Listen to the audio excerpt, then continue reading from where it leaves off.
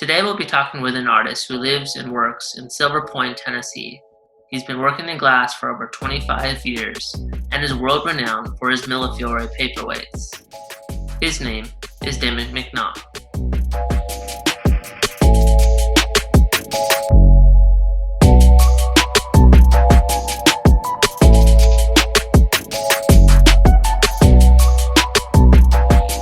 Hey Damon, how's it going?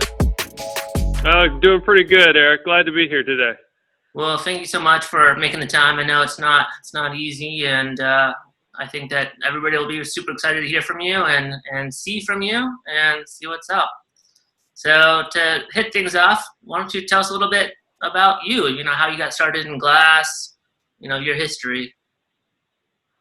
Well, it's been 25 years, so that's kind of an exciting milestone to be at. I got started in glass in college.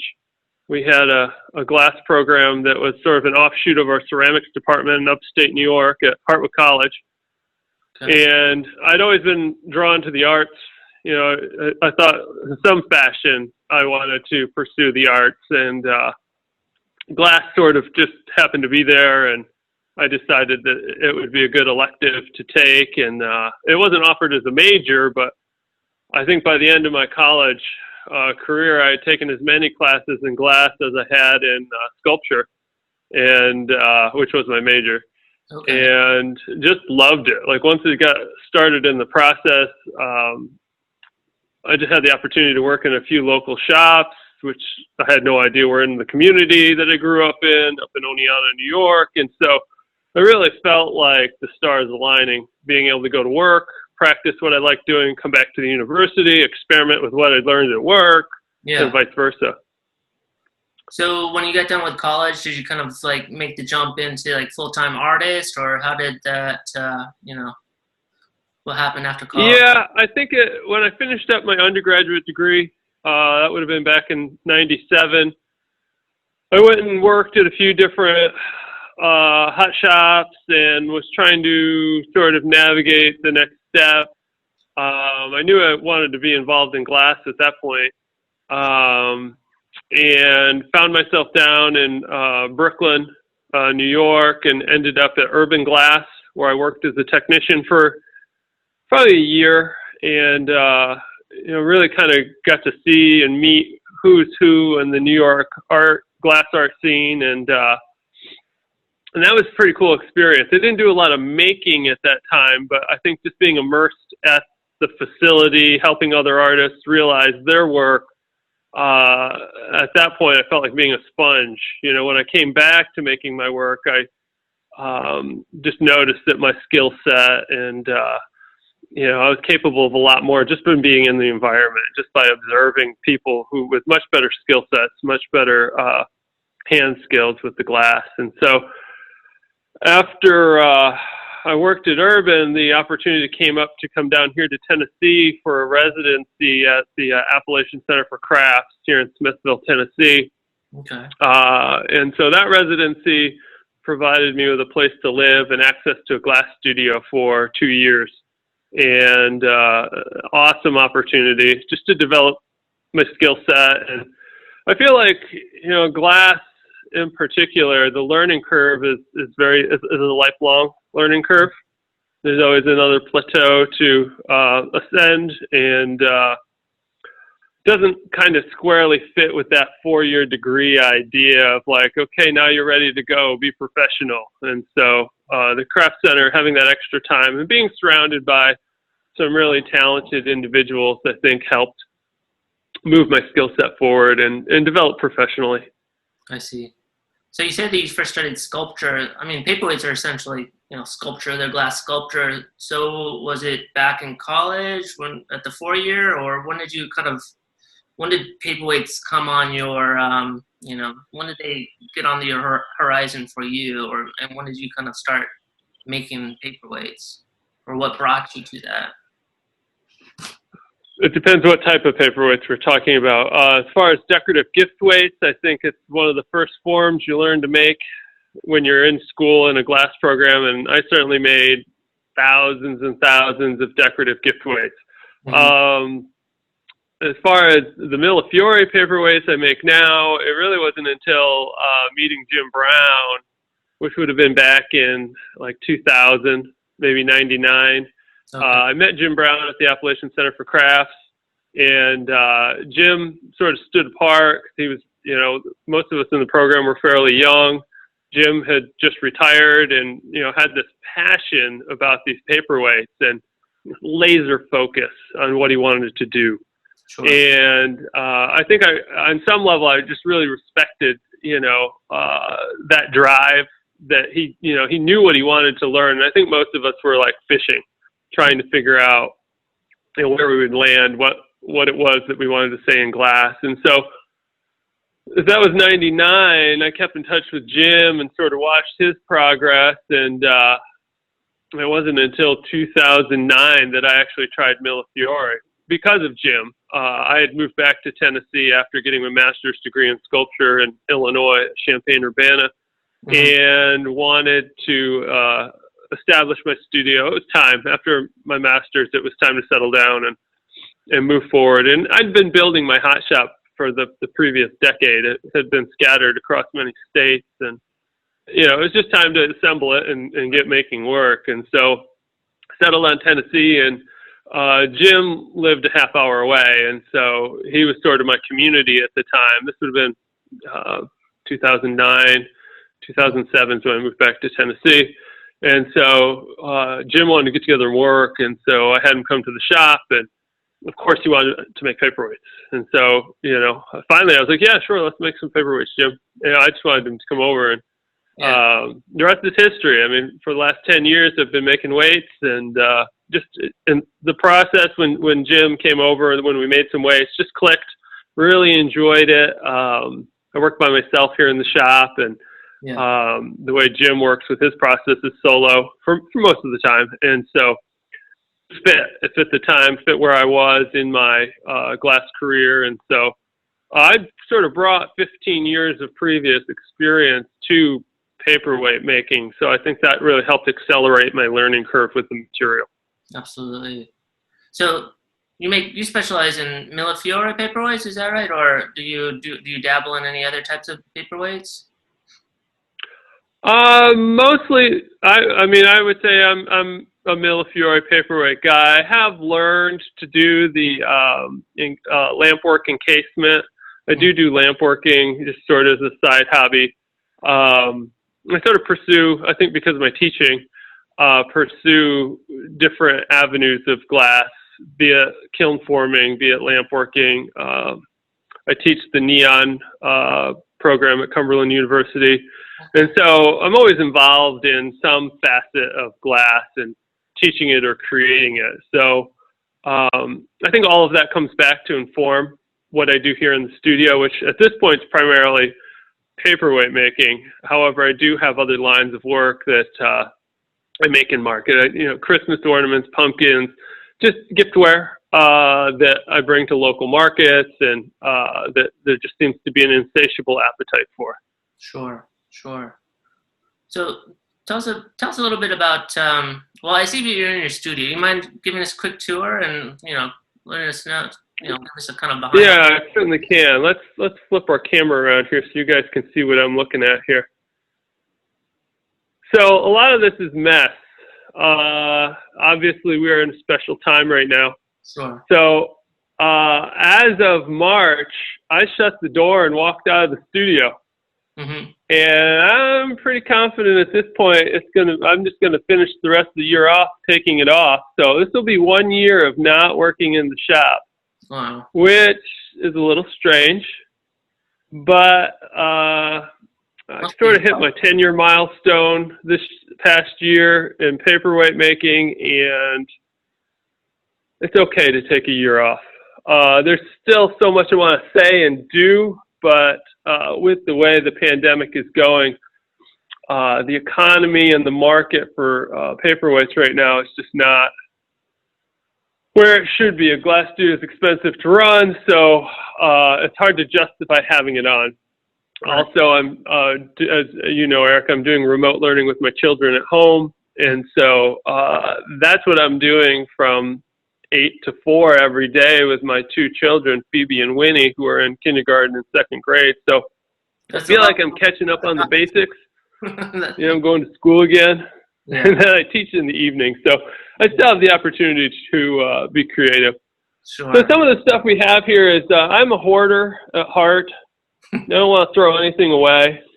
Under these towels are just canes, tons and tons of cane, because this is sort of my painter's palette. Okay. And so this is the overflow pile of cane. It just goes on and on, this mess. And then all of this stuff is usable. And so,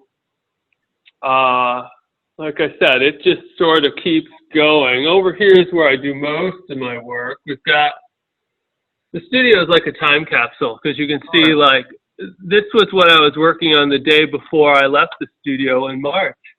Yeah. So I was making these floral pieces, and so these canes are just bundled. They're ready to be put in the kiln and picked up, fused together. Mm-hmm. This is a core that'll probably be rebundled again.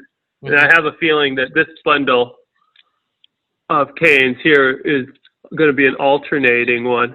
I see. Rubber bands don't last a year. Throw those out. And then here on the table, you can see some different, these are my silhouette canes down here in this corner.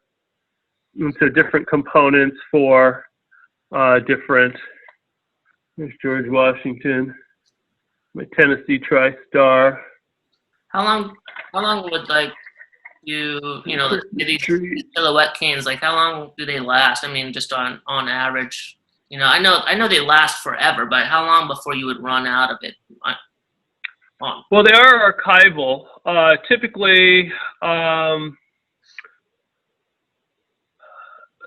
Typically with a pole like the set for a typical silhouette cane, we'd probably be getting, I would say, probably like 15 feet of cane, depending on how I use it. It's about a lifetime supply.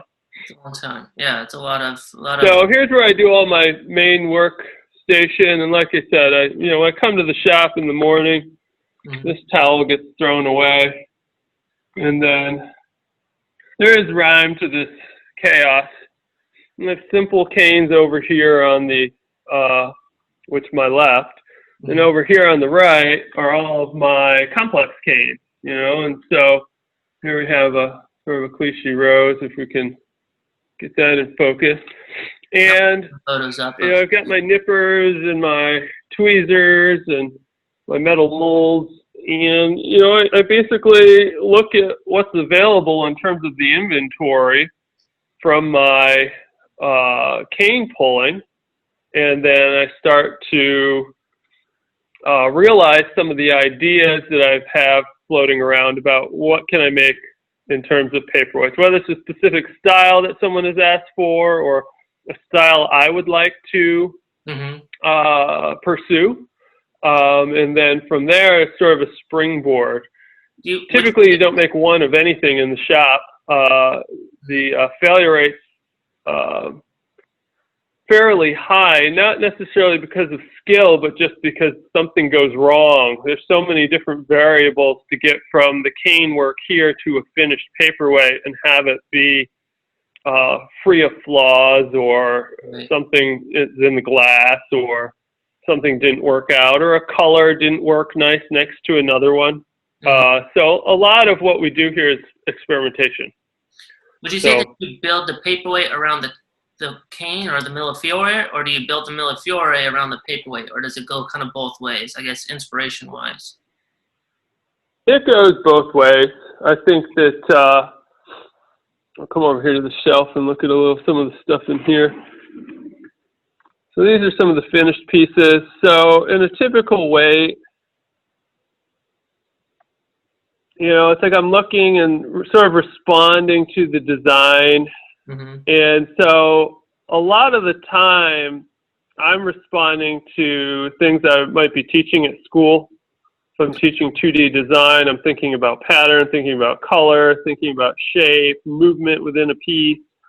And so I find myself, as I'm standing here at my workstation, which typically is, several hours every day just putting together setups before I take a series of setups, make them, and then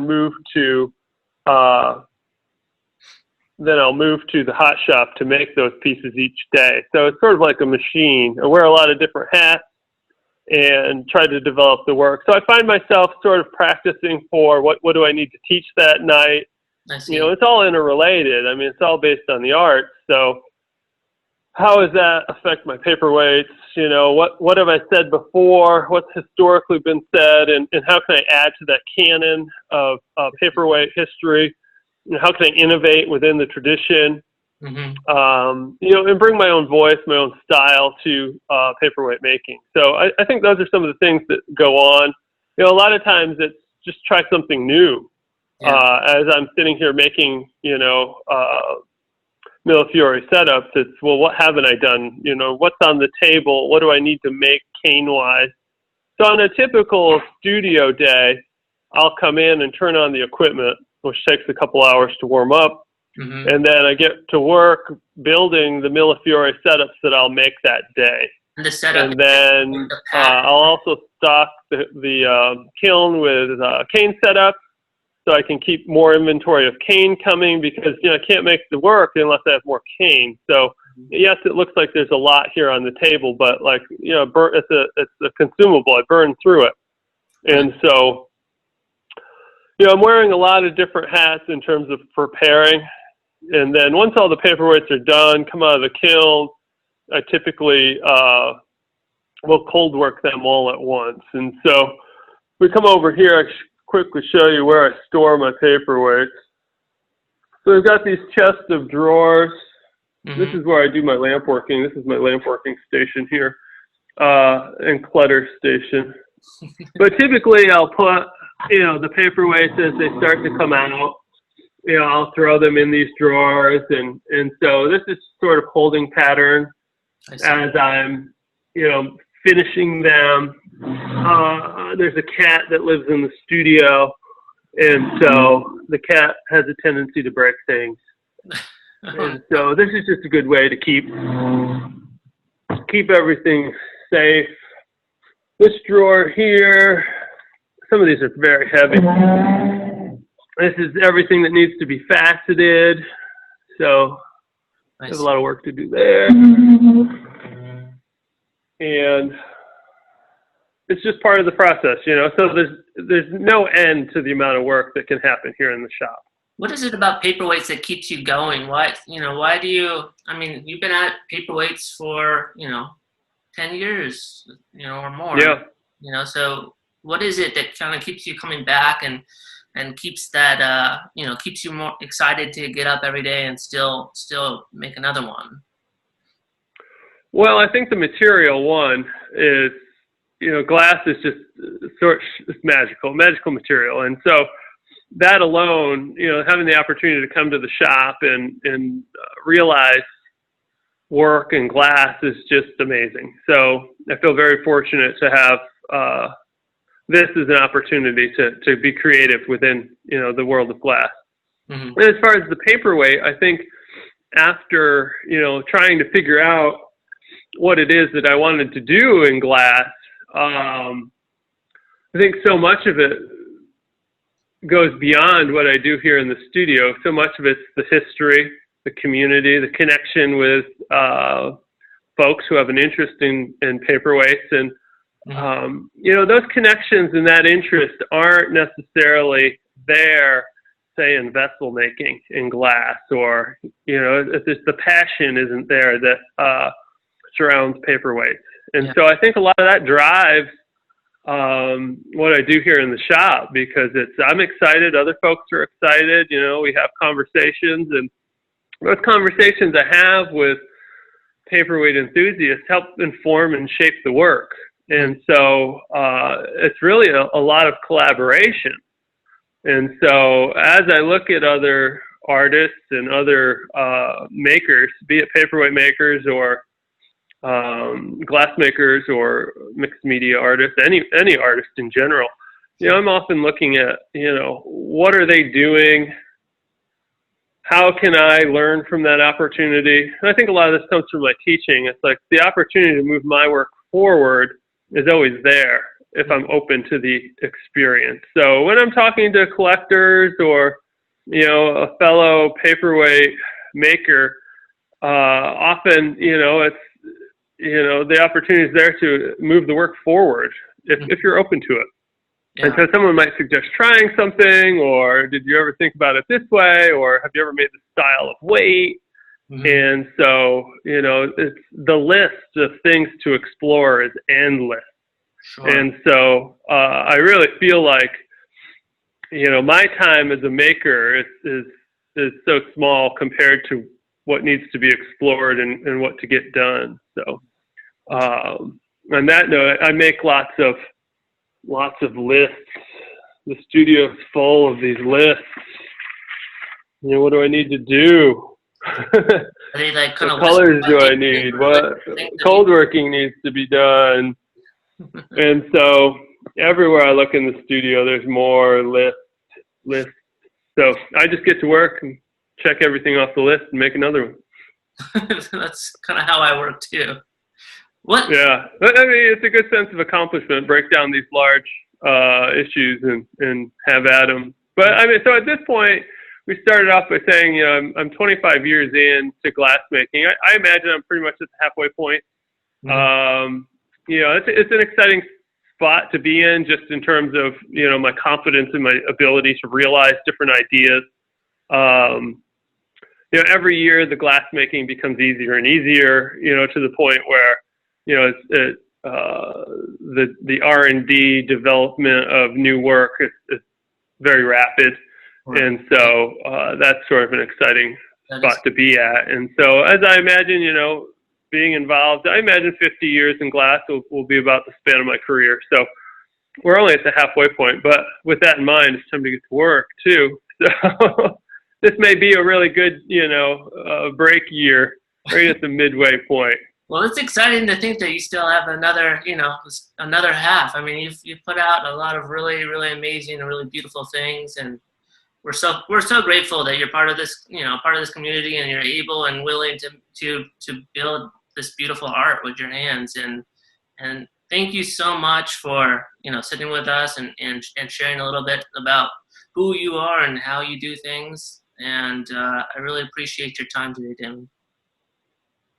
Well, thank you, Eric. It's always a pleasure to talk about the work and share with what we do with folks. Yeah. Well, again, thank you so much, and I hope that maybe we can sit down and do this again sometime. And it's been a lot of fun. Thank you. All right, sounds good. Thank you, Eric.